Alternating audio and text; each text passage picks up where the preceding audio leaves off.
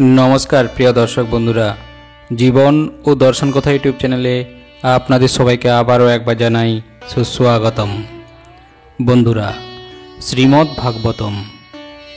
भागवत महापुराण एमनई एकटी ग्रंथ जा भक्तिगत चित्ते श्रवण करले अथवा पाठ करले सम्पूर्णरूपे जड़जगतेर बंधन थेके मुक्त हওয়া যায়। शुधु ताई नय, श्रीमद् भागवतम सप्ताह परायण निष्ठा भरे ओ एकाग्र चित्ते पाठ करले पूर्वपुरुषदेर आत्मार शांति मिले। आजकेर भिडियोते श्रीमद् भागवत महापुराणेर प्रथम स्कंदेर अष्टम अध्याय श्रीकृष्ण कर्तृक उत्तरार गर्भस्थ परीक्षितेर रक्षा, कुंती देवीर स्तव एवं युधिष्ठिरेर अनुताप पाठ करते चलेছি। एटी उच्चारण करार पूर्वे भगवान श्रीकृष्ण विद्यार देवी सरस्वती एवं महामानव वेदव्यास के आमार सश्रद्ध प्रणति निवेदन करी। नारायणं नमस्कृत्य नरं चैव नरोत्तमं देवीं सरस्वती व्यासं ततो जयो मुदतिरयेत्। संसार विजयी ग्रंथ श्रीमद् भागवत महापुराणेर प्रथम स्कंदेर अष्टम अध्याय। ओं नमो भगवते वासुदेवाय। पांडवरा मृत ओ ज्ञातीदेर तर्पण करार जन्य गंगाय गेलेन। सेखाने तारा स्नान करे तर्पण करलेन। हरिर पादपद्मे परागेर पवित्र गंगा जले अवगाहन करलेन। युधिष्ठिर, धृतराष्ट्र, पुत्रशोके कातर गांधारी, कुंती, द्रौपदी सकले सेखाने उपस्थित छिलेन। माधव बोझालेन प्राणीगणेर प्रति कालेर प्रभाव अनिवार्य, एर कोनो प्रतिकार नेई। भगवान धूर्त दुर्योधनादिर द्वारा अपहृत युधिष्ठिरेर पौत्रिक राज्य ताके प्राप्त करलेन। द्रौपदीर केश आकर्षणजनित पापे नृपतिदेर विनाश करलेन। उत्तम कल्पे तीनटी अश्वमेध यज्ञ करालेन। धर्मराज युधिष्ठिरेर यश चारिदिके छड़िए पड़ल। श्रीकृष्ण द्वारका जावार इच्छा प्रकाश करलेन।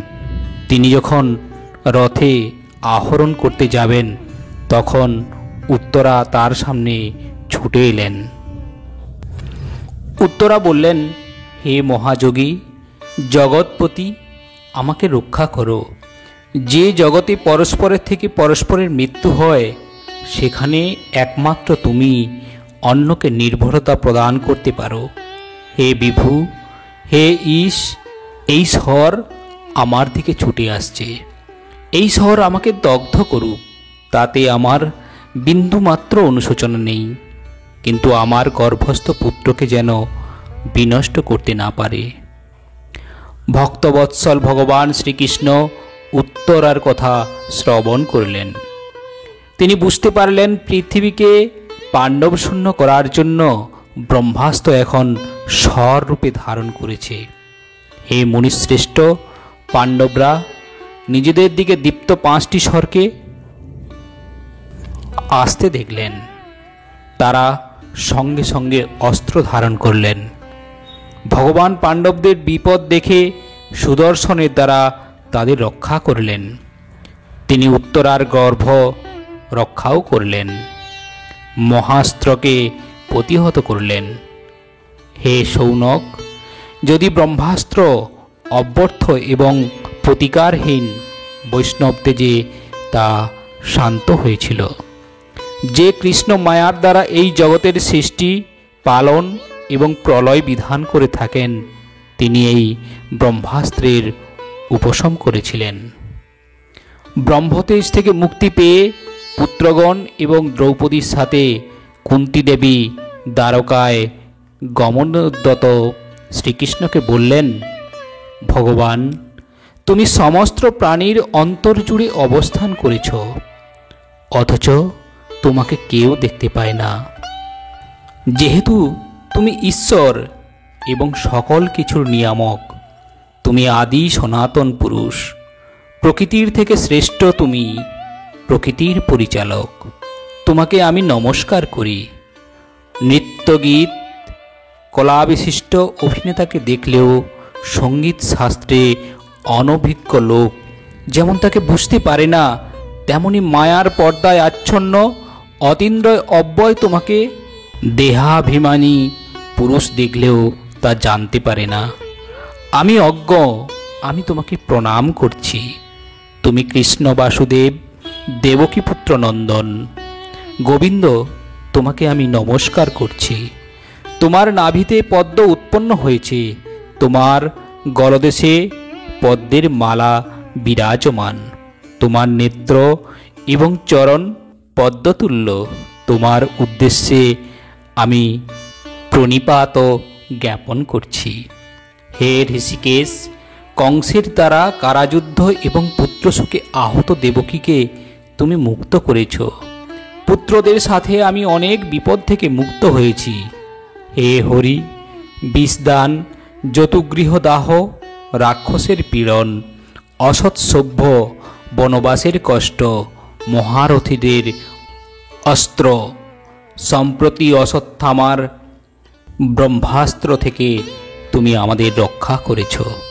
হে জগৎগুরু, আমাদের সেই বিপদ নিরন্তর হোক তোমার দর্শন প্রাপ্তির কারণে। তোমাকে দেখলে আর জন্মগ্রহণ করতে হয় না। জন্ম, ঐশ্বর্য, বিদ্যা ও সম্পদের দ্বারা যেসব ব্যক্তি গঠিত তারা তোমার নাম উচ্চারণ করার অধিকারী নয়। তুমি অকিঞ্চনের প্রাপ্য। যারা অকিঞ্চন অর্থাৎ যাদের কিছু নেই তারাই তোমার নাম গান করতে পারে। তুমি আত্মারাম, শান্ত মুক্তি প্রদাতা। তোমাকে বারবার নমস্কার করি। তুমি প্রাণীদের পরস্পর বিদ্বেষ মুক্ত বিষয় সমদর্শী। তুমি নিয়ন্ত্রক এবং তুমি কালস্বরূপ অন্তর্যামী। হে ভগবান, তুমি মানুষের অনুকরণ মাত্র করে থাকো, তোমার অভিপ্রায় কেউ বুঝতে পারে না। প্রিয় বা বিদ্বেষের কোনো পাত্র তোমার মধ্যে নেই। হে বিশ্বাত্মা, তোমার জন্ম নেই, তোমার মধ্যে কোনো কর্ম নেই, কারণ তুমি নিজেই আত্মা। তুমি বরাহদিতির যগ, রামচন্দ্রাদি মানুষ, নর নারায়ণাদি ঋষি এবং মৎস্যের মতো জলচর প্রাণীতে তোমার জন্ম ও কর্ম কেবল বিড়ম্বনা অর্থাৎ অনুকর মাত্র। ভয় তোমার ভয়ে ভীত হয়। তুমি দধির ভাণ্ড ভঙ্গ করে অপরাধ করেছিলে। যশোদা রিজু এনেছিলেন, তখন তোমার কি অবস্থা হয়েছিল তা আমাকে বিমোহিত করেছে। তখন তোমার চোখের কাজল জলে ভিজে গিয়েছিল। তুমি ভয়ে ব্যাকুল, মুখ নিচু করেছিলে। কেউ কেউ বলে থাকেন তুমি মহারাজ যুধিষ্ঠিরের কীর্তি বর্ধনের জন্য প্রিয় যদুবংশে জন্মগ্রহণ করেছ। আবার কেউ বলে থাকেন সুতপা ও কৃষ্টিরূপে প্রথিত হয়ে বিশ্বের মঙ্গল এবং অসুরদের বিনাশ করার জন্য বাসুদেব ও দেবকীর পুত্ররূপে জন্মগ্রহণ করেছ। আবার কেউ বলেন সমুদ্রে নৌকার মতো পৃথিবী পাপের ভারে অবসন্ন। পৃথিবীর ভার তুলে নেবার জন্য ব্রহ্মার প্রার্থনায় তোমার আবির্ভাব। কেউ বলেন এই সংসারে অবিদ্যা অর্থাৎ আত্মস্বরূপের অজ্ঞানবশত অবিদ্যা নিবৃত্তির নিমিত্ত শ্রবণ এবং স্মরণযোগ্য কাজের জন্য তোমার আগমন। যেসব মানুষেরা তোমার চরিত্র নিরন্তর শ্রবণ, কীর্তন, পাঠ ও স্মরণ করে অভিনন্দন জানায় তারা তোমার চরণ কমল দেখতে পায়। হে প্রভু, নিজ ভক্তদের জন্য তোমার সকল কাজ আমার পুত্ররা যুদ্ধে রাজন্যকে দুঃখ দিয়েছে। তোমার চরণ কমল ব্যতীত আর কোনো আশ্রয় নেই। তুমি আমাদের ত্যাগ করে কেন চলে যেতে চাও?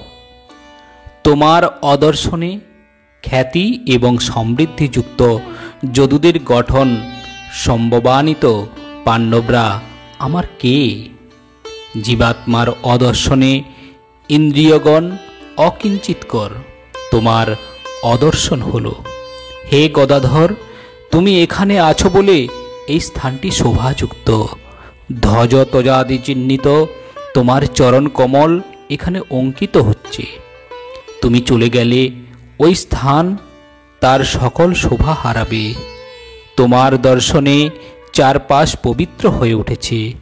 হে বিশ্বের ঈশ্বর বিশ্বাত্মা, বিশ্বমুখী, তুমি কেন আমাদের ছেড়ে চলে যেতে চাচ্ছ?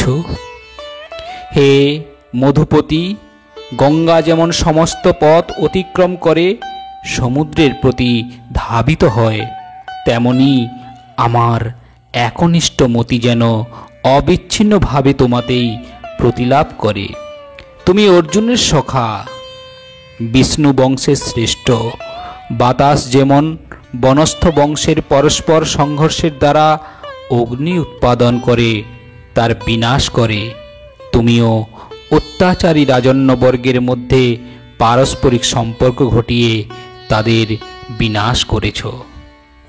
হে গোবিন্দ, গো ব্রাহ্মণ এবং দেবতাদিগের জন্য তুমি বিগ্রহ প্রকট করেছ। হে যোগেশ্বর শ্রীকৃষ্ণ, তোমাকে নমস্কার। সুত বললেন, কুন্তী ভগবানের সমস্ত মহিমা স্তব করলেন। কৃষ্ণ তখন মৃদু মৃদু হাসলেন। কুন্তী দেবীর প্রার্থনা অঙ্গীকার করে হস্তিনাপুরে প্রবেশ করলেন। সুভদ্রা প্রমুখ সমস্ত স্ত্রীদের সম্মতি নিয়ে শ্রীকৃষ্ণ দ্বারকায় যাবার উপক্রম করলেন। এবার যুধিষ্ঠির প্রেমপূর্বক তার নিষেধ করলেন। ভগবানের অভিপ্রায় না জানার জন্য ব্যাস প্রভৃতি মুনিগণের দ্বারা এবং অদ্ভুত কর্মা শ্রীকৃষ্ণের দ্বারা ইতিহাস উল্লেখপূর্বক উপদেশ দিলেও শোকাকুল যুধিষ্ঠির তা বুঝতে পারলেন না। তিনি আত্মীয় স্বজনদের বধ চিন্তা করে বললেন, ওহে দুরাত্মা, আমার হৃদয়ে আবির্ভূত অজ্ঞানতা দেখো। এই দেহের জন্য আমি বহু অক্ষয়িনী সৈন্য হত্যা করেছি। ব্রাহ্মণ, বালক, আত্মীয়, বন্ধু, পিতৃব্য, ভ্রাতা ও গুরুজনদের বধ করেছি। বহুকাল নরকে থাকলেও আমার পাপ স্খলন হবে না।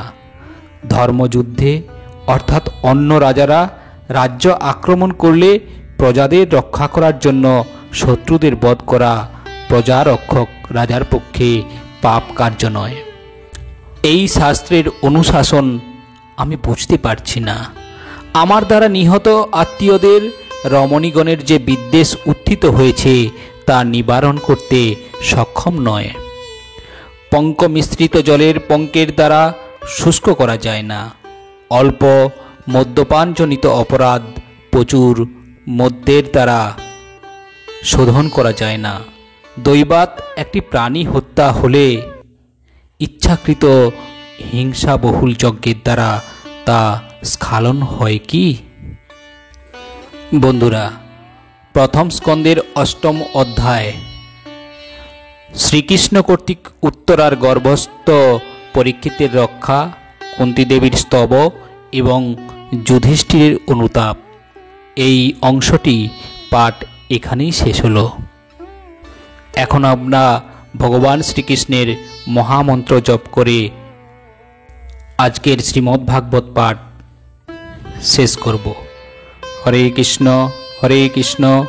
কৃষ্ণ কৃষ্ণ হরে হরে, হরে রাম রাম রাম হরে হরে, হরে কৃষ্ণ কৃষ্ণ কৃষ্ণ হরে হরে, হরে রাম রাম রাম হরে হরে, হরে কৃষ্ণ কৃষ্ণ কৃষ্ণ হরে হরে, হরে রাম রাম রাম হরে হরে।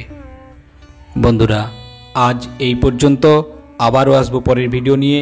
ততক্ষণ ভালো থাকবেন, সুস্থ থাকবেন। নমস্কার।